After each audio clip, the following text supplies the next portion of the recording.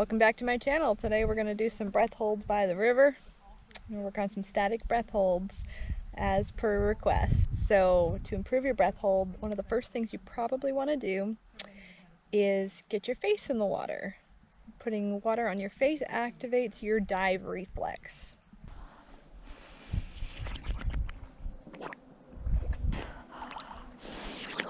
So the next thing you want to do is make sure that you always have a buddy when you practice, whether you're doing static or dynamic breath holds.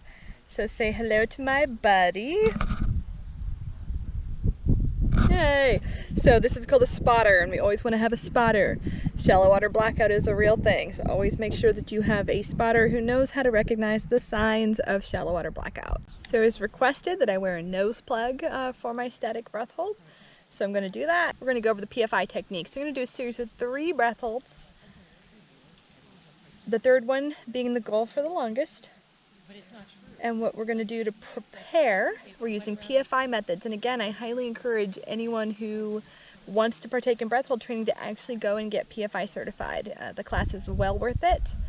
And you'll find that not only will you learn the science of breath holding, but also the safety mechanisms that are, important so that you don't die.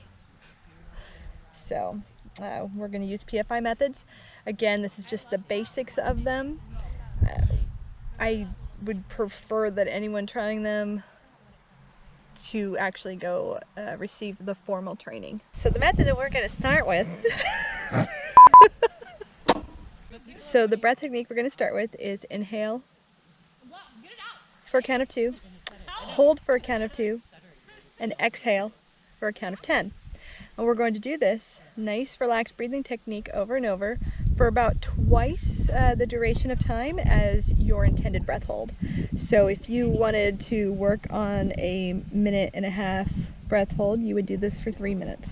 I am experiencing a flare-up today, as well as being completely out of shape since having influenza and pneumonia and possibly coronavirus. So my lungs are definitely not in good a shape as they used to be. So this is basically me starting over, getting back into training. Following these cycles of the inhale for 2, hold for 2, exhale for 10 is your purge breath. So you're going to have a series of 4 rapid exhalations. And so what these are is they are basically building up your CO2 tolerance. So you're rapidly trying to purge CO2 out of your bloodstream and oxygenate your bloodstream, and that's what the initial breathe up is doing. After your purge breaths, you breathe normally for 10 seconds. After those, you have your peak inhalation, which is where you take as big of a breath as you possibly can. And then at the last minute there, you tilt up and look at the sky so that you can fill this upper portion of your lungs with the last little bit of air. So you're trying to get as much air in there as possible to oxygenate your bloodstream.